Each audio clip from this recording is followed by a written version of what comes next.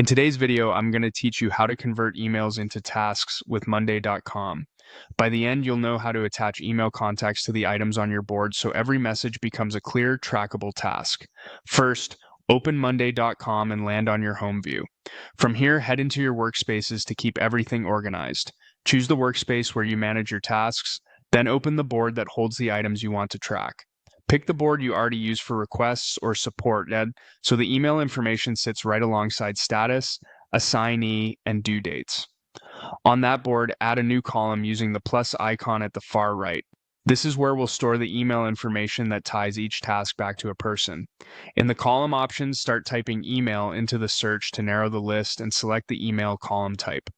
This column is special because it lets you store a valid email address and a friendly label that shows on the board. Once the column is added, click into the empty cells in your rows and enter the email address you want associated with each task. In most cases, that's the sender or requester from the original message. Paste it in and make sure there are no extra spaces or punctuation. Monday.com recognizes standard formats, which helps prevent typos from breaking the link. Next, add text to display for each entry. Instead of showing a full address, you can display a clean label like email client or the person's name.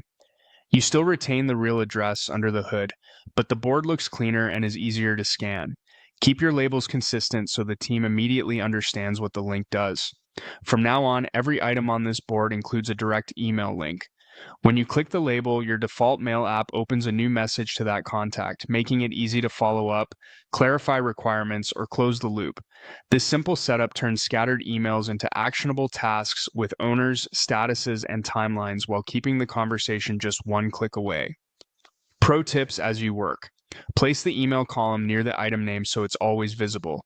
Consider renaming the column to Requester Email to set expectations, and if you use a web-based inbox, set your browser to handle mail links so clicks open the correct client. That's it, clean, reliable email to task context inside Monday.com with minimal setup.